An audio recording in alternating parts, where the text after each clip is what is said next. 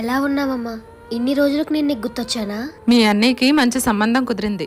ఈ ఆదివారమే పెళ్లి. అయినా నా అన్నయ్య పెళ్ళికి నేను లేకపోతే ఎలా చెప్పు? తప్పకుండా వస్తాను. నిన్ను రమ్మని పిలవడానికి నేను రాలేదమ్మా, రావద్దు అని చెప్పడానికే వచ్చాను.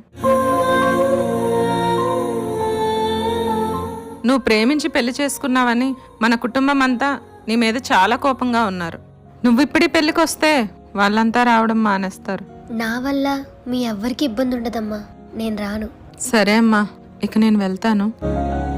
పెళ్ళికి ఎంతమందిని పిలుస్తున్నారమ్మా? ఒక 1000 మందికి పైగా పిలుస్తున్నామమ్మా.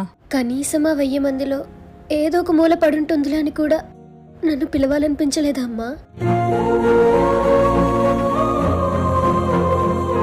అంత పరాయిదాన్ని అయిపోయానా?